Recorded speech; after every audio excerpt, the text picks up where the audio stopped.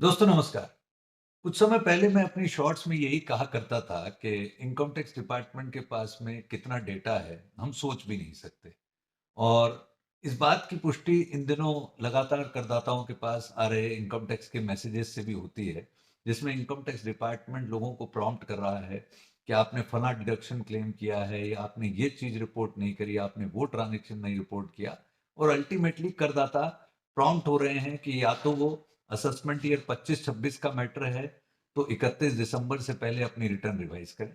Assessment year 24-25 या उससे पहले का मैटर है, तो आईटीआर यू फाइल करें।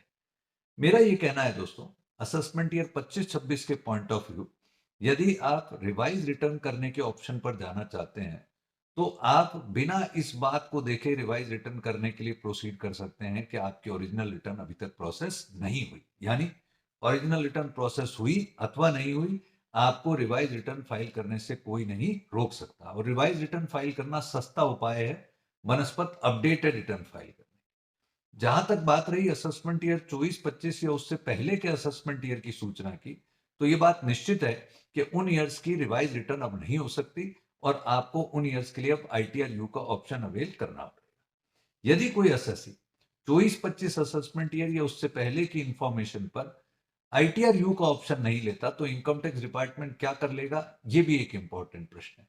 Most probably income tax department ऐसे केसेस को फिर असेसमेंट के लिए टेकअप कर सकता है।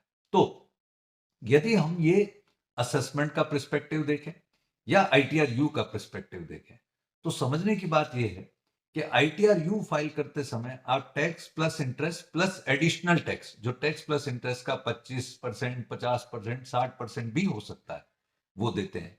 इसके विपरीत यदि असेसमेंट खुलता है और उसमें इनकम टैक्स डिपार्टमेंट आपके एडिशन करता है, तो वो टैक्स पर लगभग, या मैं कहूं प्रिसाइसली 200% की पेनल्टी लगाने की मंशा रखता है।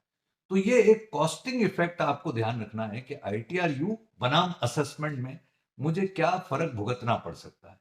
तो मेरे जैसे सीए का तो यही कहना है कि ITR U is a better option than facing an assessment.